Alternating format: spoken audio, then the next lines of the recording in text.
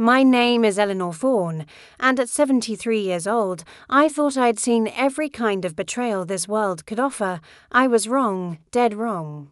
When my own daughter Vivian stood in my mahogany-panelled library in Charleston, her face twisted, with entitlement and rage, screaming those 3 words that would change everything between us forever, "You owe us," I felt something inside me break, not my heart, that had been broken before. No, what broke was the last thread of maternal blindness that had kept me from seeing who my daughter had truly become.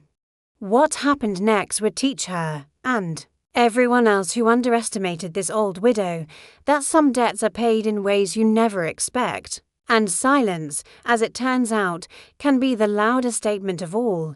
Before I tell you what happened that changed my family forever, I want you to know that this story gets more shocking with every twist. If you're enjoying stories about family, betrayal and justice, please hit that subscribe button and ring the notification bell. It really helps our channel grow. And if you have your own story about ungrateful children or family greed, share it in the comments below. Trust me, after you hear what Vivian did next, you'll have plenty to say. Now, let me take you back to that humid September evening in Charleston. The Spanish moss swayed gently outside my windows as I sat in my favorite armchair, the same one my late husband Reginald had bought me for our 40th anniversary. It had been 6 months since his funeral, 6 months of learning to navigate this grand old house on Rutledge Avenue alone. The mahogany floors creaked with memories, and every room held 47 years of our life together. I was reviewing some papers when I heard the front door slam, not the gentle close of someone who respects an elderly woman's peace, but the aggressive bang of someone who believes they own the place. Vivian's heels clicked against the marble foyer like gunshots. "Mother," she called, her voice echoing through the high ceilings. "We need to talk." At 51, Vivian had inherited her father's striking cheekbones, but none of his gentle nature. Her auburn hair was pulled back in that severe chicken she favored for what she called serious business meetings. Behind her trailed her husband Marcus, a weak-chinned man who'd never worked a day in his life, but had mastered the art of spending other people's moan. Why? Their son Bradley shuffled behind them, 25 years old, and still living in their guest house, his eyes glued to his phone as always. My grandson barely acknowledged my existence anymore unless he needed money for his latest failed business venture. "Vivian, dear," I said, setting down my reading glasses. "You look upset. Would you like some tea?" She laughed, but there was no humor in it. "Tea? Mother, we're way past tea." She strode into the library and began pacing like a caged animal. "We've been patient with you, but this has to stop." "What has to stop, darling?" Marcus cleared his throat nervously. He always did that before delivering bad news, like a warning bell. "Mrs. Thorne, Eleanor, we think it's time we discussed your situation, my situation." Vivian whirled around, her eyes blazing. "Living alone in this massive house, hoarding all this wealth while your family struggles. We're drowning in debt. Mother, do you understand that? Drowning." I studied my daughter's face, noting the expensive highlights in her hair, the designer handbag clutched in her manicured fingers, the diamond earrings that cost more than most people's cars. "You seem to be staying afloat quite well." "Don't be coy," she snapped. "Bradley needs capital for his tech startup. Marcus's investment firm needs an injection of funds, and I'm tired of living paycheck to paycheck where my own mother sits on millions." The word millions hung in the air like smoke from a fire. I felt something cold settle in my chest. "Vivian, your father left you and Bradley very generous trusts. What happened to that money?" "It's tied up," Marcus mumbled, avoiding my eyes. "Market fluctuations, bad timing, bad gambling debts, and cocaine habits." I thought to myself, though I kept my face serene. My private investigator had given me a very thorough report on my Son-in-law's activities. Bradley finally looked up from his phone. Grandma, you've got to help us out. It's like totally unfair that you're hoarding all this money when we're your family. I see. I stood slowly, my arthritis protesting, and walked to the window. The garden Reginald and I had planted together stretched up before me. 4 to 7 years of love made manifest in roses and jasmine. And what exactly are you proposing? Vivian's voice took on a wheedling tone. Just sign over the house to me. Let us manage your finances. You're getting older. Mother, you shouldn't have to worry about all these details. I turned back to face them, and for a moment I saw them. Clearly, 3 predators circling a wounded animal. When had they stopped seeing me as Eleanor, the woman who had raised Vivian, who had built a life with their grandfather, who had her own dreams and dignity? When had I become nothing more than a bank account to be drained? I need to think about this, I said quietly. Think about it. Vivian's voice rose to a shriek. Mother, we're your family. You owe us. You owe Bradley a future. You owe Marcus respect. You owe me everything I've sacrificed taking care of you. The last part was particularly rich, considering Vivian hadn't visited me once during Reginald's final months in hospice, but I simply nodded and walked them to the door. That night, I sat in my library until dawn, watching the sunrise paint the walls gold, and I began to plan. 3 days later, I was having lunch with my dearest friend Cordelia Ashford at Peninsula Grill. Cordelia and I had been friends since our debutante days, and she was the only person who knew all my secrets. Her silver hair gleamed in the restaurant's soft lighting as she listened to my story. Eleanor, darling, she said, setting down her fork, you know I've always adored Vivian. But this behavior is unconscionable. It gets worse, I said quietly. I pulled out a folder from my purse. My investigator finished his report on Marcus. Cordelia's eyebrows rose as she read, good heavens, gambling debts to dangerous people.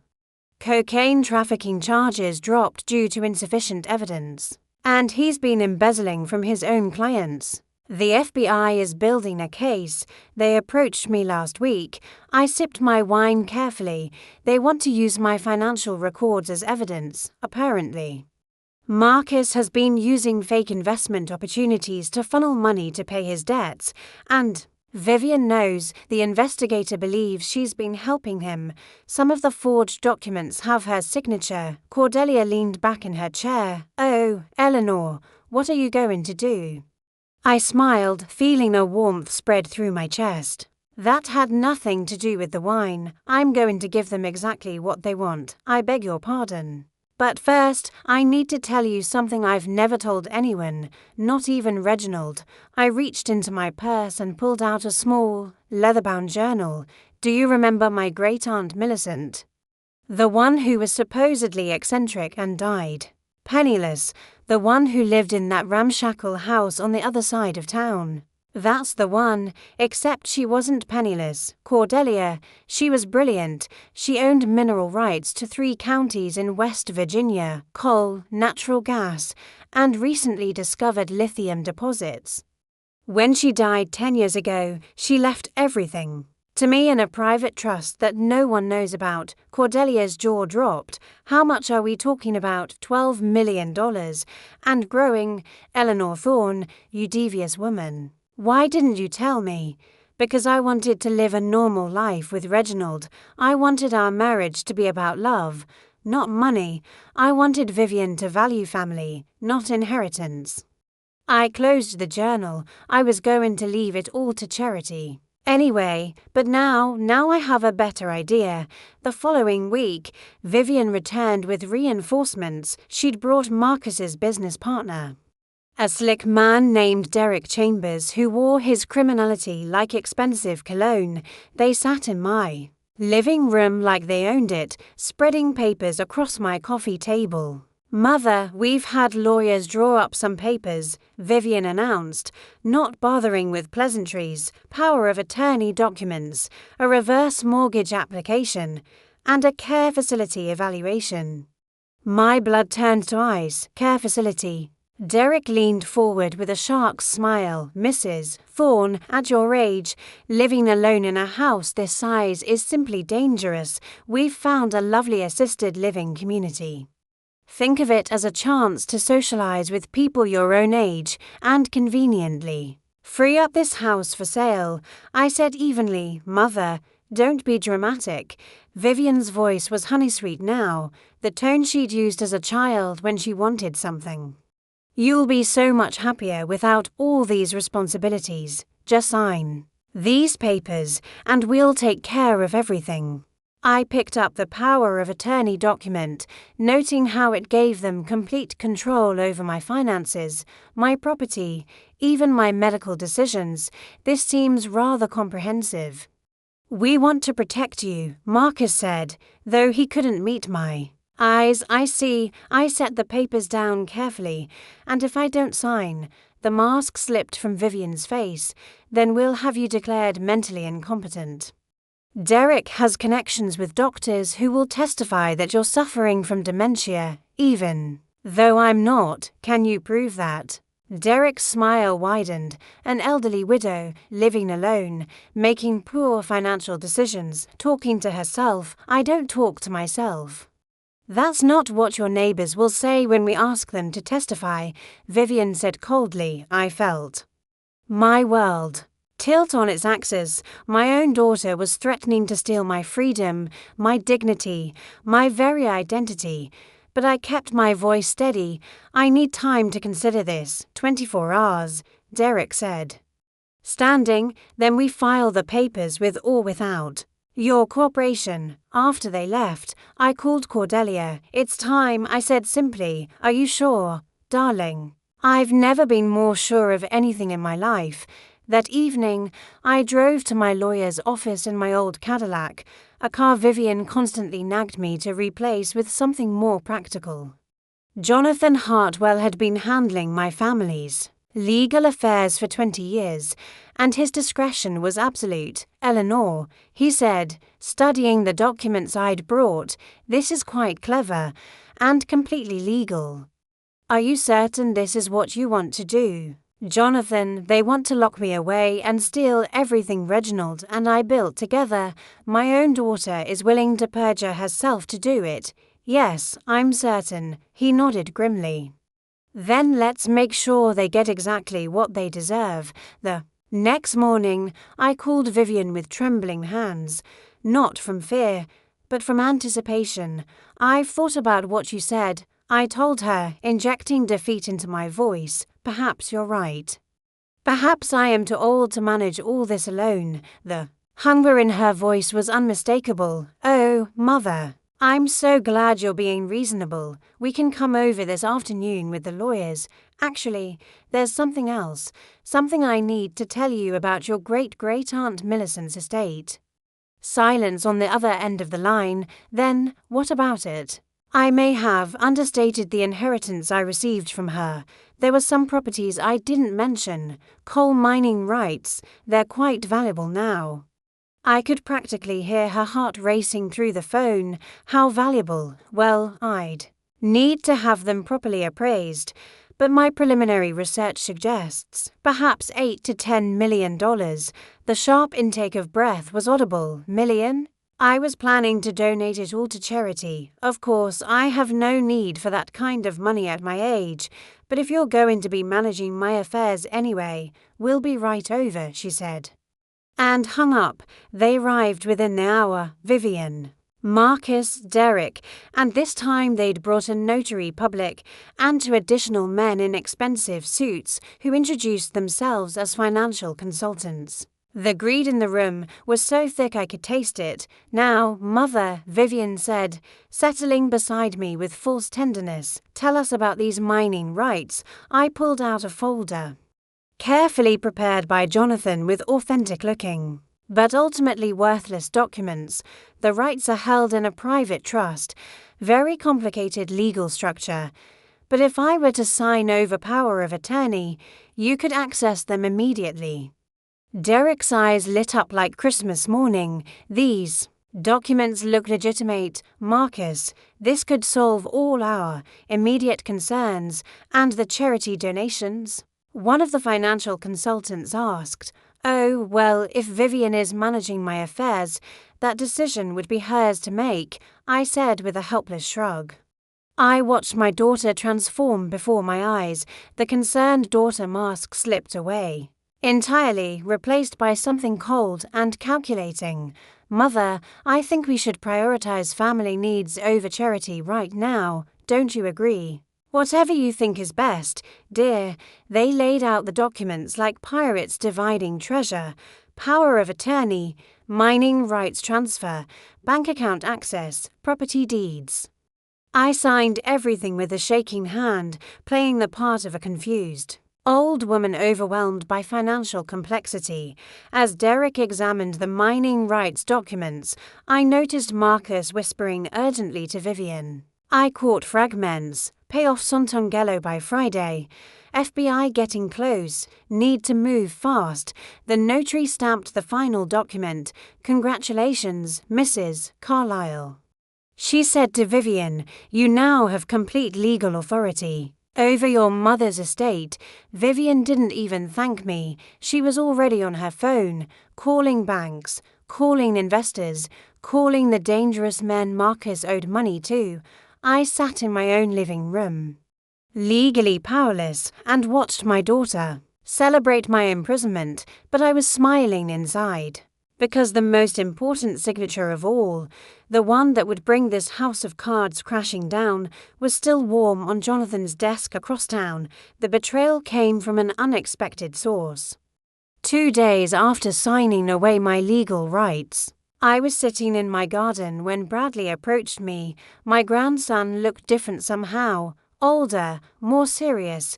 He sat down on the bench beside me without looking at his phone. "Grandma," he said quietly, "I need to ask you something, and I need you to be honest with me." "Of course, sweetheart. Did you really sign over everything because you're getting confused, or did you have another reason?" I studied his face carefully. Bradley had always been the family disappointment. No ambition, no direction, content to live off others' success. But there was something in his eyes now that I'd never seen before. Intelligence, maybe. Or conscience. Why do you ask? He pulled out his phone, but not to check social media. Instead, he showed me a recording app, because I've been recording conversations in the house for the past month. Mom and Dad don't know. I started doing it because I wanted evidence that they were planning to cut me out of any inheritance they got from you. My heart began to race. "What did you hear?" "Everything." His voice was barely a whisper. "About Dad's gambling debts, about the cocaine trafficking, about how they plan to have you committed to a state facility once they get control of your money. And Grandma," he paused, his voice breaking, "about how they plan to make sure you can never contest any of it." The blood drained from my face. "What do you mean?" "I heard Mom on the phone with Derek. They're planning to increase your medication. Something about making you more compliant and confused. They have a doctor who will prescribe whatever they need." I felt the earth shift beneath me. Vivian wasn't just planning to steal from me, she was planning to destroy my mind to cover her tracks. "Bradley, why are you telling me this?"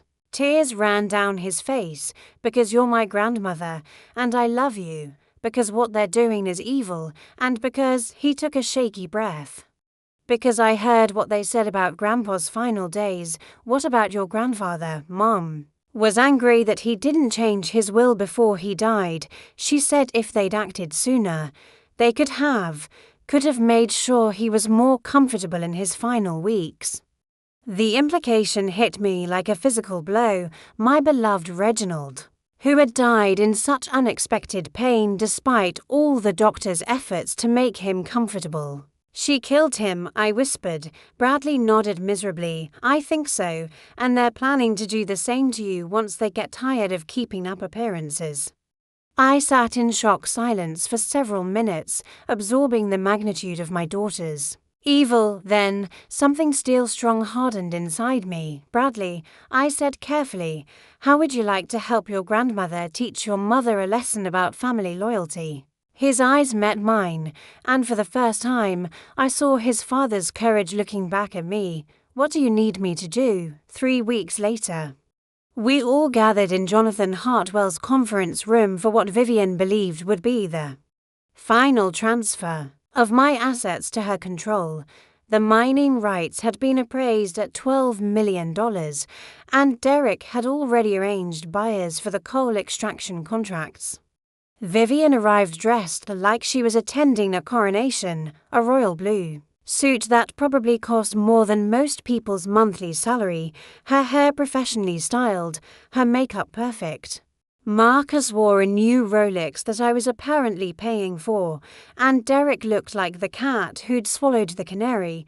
Bradley sat quietly in the corner, playing his role as the disengaged grandson perfectly. Eleanor, Derek said with false warmth, we're so grateful you're allowing us to handle these complicated financial matters for you. The coal extraction contracts alone will provide enough income to ensure your comfort for the rest of your life. And the assisted living facility? I asked meekly. Magnolia Gardens is lovely, Vivian said without looking at me. You'll have your own room, activities with people your own age, professional medical care. You'll be so much happier. Jonathan cleared his throat before we proceed with the final transfers. I need to inform everyone that there's been a development regarding Mrs. Thorne's mining rights. Derek frowned. What kind of development? Well, Jonathan said, pulling out a thick folder, it seems the mineral rights documents Mrs. Thorne signed over were not, technically, the complete set of her holdings. Vivian's head snapped up. What do you mean? I mean that Mrs. Thorne has been somewhat modest about the extent of her late great-aunt's estate. He opened the folder, revealing documents that made Derek's eyes widen. It appears that in addition to the coal mining rights, she also inherited natural gas drilling rights, lithium extraction rights, and timber rights to approximately 15,000 acres across 3 states. How much is it worth? Marcus whispered, conservatively, $47 million, with the new lithium battery industry projections potentially closer to $70 million within 5 years. The silence in the room was deafening. I could practically see the dollar signs dancing in Vivian's eyes. Mother, she said, her voice saccharine sweet, why didn't you mention these additional rights? Oh, I thought I had, dear. These old contracts are so confusing. Derek was frantically examining the new documents. These look legitimate. The chain of title is clear. The mineral surveys are professionally done. He looked up at me with new respect, or perhaps new fear. Mrs. Thorne, you're one of the wealthiest women in South Carolina, am I? I asked innocently. How nice. Jonathan continued. However, there is one small complication with the transfer. What complication? Vivian snapped. Well, it seems that Mrs. Thorne executed a secondary trust document 3 weeks ago. Before signing the power of attorney papers, he pulled out another set of documents. This trust specifically excludes the mineral rights from any power of attorney arrangements. They can only be transferred through a separate legal process that requires Mrs. Thorne to be present and mentally competent at the time of signing. Derek's face went white. What are you saying? I'm saying that if anyone were to try to have Mrs. Thorne declared mentally incompetent, for instance, to place her in an assisted living facility against her will, it would immediately void her ability to transfer these mineral rights. They would default to her alternate beneficiary. What alternate beneficiary? Vivian's voice was barely controlled panic. Jonathan smiled. The American Civil Liberties Union, with specific instructions that the money be used to fight elder abuse cases. The explosion was immediate and spectacular. You conniving old bitch. Vivian screamed, lunging toward me. You planned this. You've been manipulating us. Derek grabbed her arm. Shut up. Vivian, just shut up, but it was too late. Because what none of them knew was that Bradley was recording everything on his phone just as he had been for weeks. Marcus collapsed into his chair. We're ruined. Santangelo will kill us if we don't pay him by Friday. No, Derek said grimly. We'll be fine. We just need Mrs. Thorne to sign the new transfer papers. I'm sure we can convince her to be reasonable. The threat was implicit but clear. I felt a chill of fear. But then I looked at Jonathan's calm face and remembered that this, too, had been planned for. Actually, Jonathan said pleasantly, "There's one more thing, Mrs. Thorne. Would you like to tell them? Or shall I?" I stood slowly, feeling years of suppressed anger and hurt rising in my chest like a phoenix. "Vivian," I said quietly, "there are no mining rights. There never were." The colour drained from her face. "What?" "Aunt Millicent died penniless, just as everyone thought. The documents you've been so excited about are elaborate forgeries, created by one of the best legal fiction writers in the country. The coal rights, the gas rights, the lithium deposits. None of it exists." Derek was frantically shuffling through papers. "That's impossible. I had these verified by 3 different sources that Jonathan paid very well to give you false information." I walked to the window and looked out at the Charleston harbor, where ships had been bringing fortune seekers to these shores for centuries. "You see, I wanted to know what you would do if you thought I had something worth taking. I got my answer." Vivian's voice was pure venom. "You lying old witch. We'll sue you for fraud. With what money?" I asked pleasantly, because while you were planning to steal my imaginary fortune, the FBI has been building their case against Marcus and Derek. I believe you'll find that several of your recent business dealings have come to their attention. As well as if summoned by magic, the conference room door opened and 2 FBI agents walked in. Marcus Carlyle. The first agent said, "Derek Chambers, you're under arrest for wire fraud, money laundering, and conspiracy to commit elder abuse," as they read Marcus and Derek their rights. I turned to face my daughter. "Vivian," I said softly, "you asked me what I owed you. Let me tell you what I actually owe you. I owe you the truth about who you've become. I owe you the consequences of your choices. And I owe you the chance to remember what it means to be a human being instead of a predator." She stared at me with pure hatred.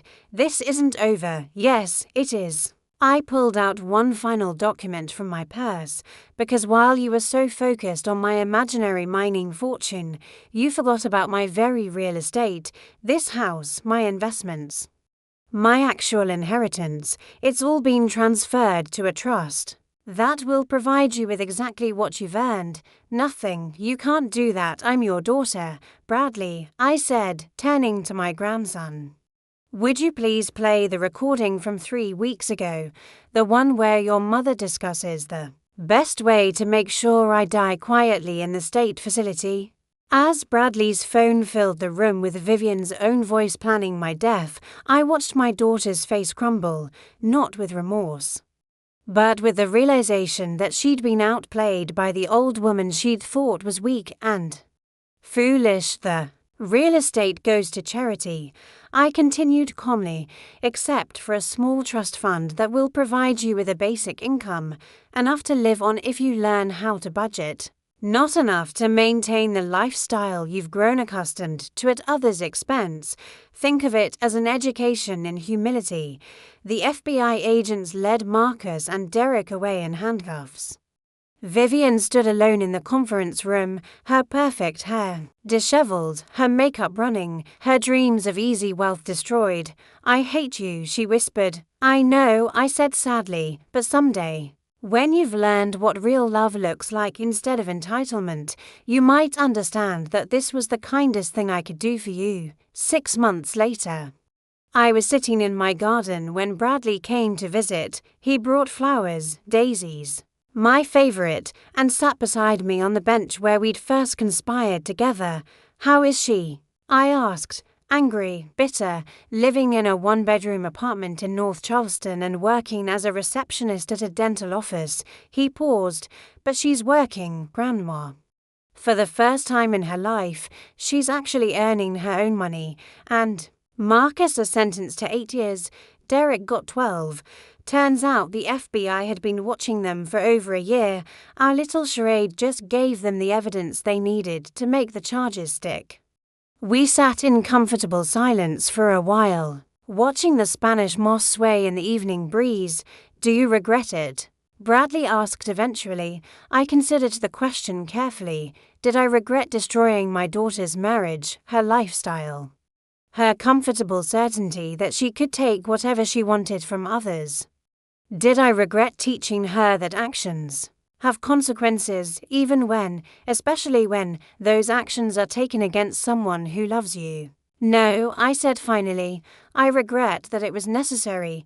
I regret that somewhere along the way, I failed to teach her the difference between love and possession, between family and exploitation. But I don't regret stopping her from destroying herself and others with her greed. She might never forgive you. Forgiveness is something she'll have to learn to give herself first. For now, it's enough that she's alive, that she's learning to stand on her own feet, and that she can't hurt anyone else the way she tried to hurt me. Bradley nodded. What about you? What happens now? I smiled, feeling lighter than I had in years. Now I live. Sweetheart, I travel, I read, I garden, I spend time with friends who value me for more than my bank account. I volunteer at the Elder Abuse Center. Turns out my experience was more valuable than money ever could be. And I wait, for what? For the day my daughter realizes that the greatest inheritance I could leave her wasn't money.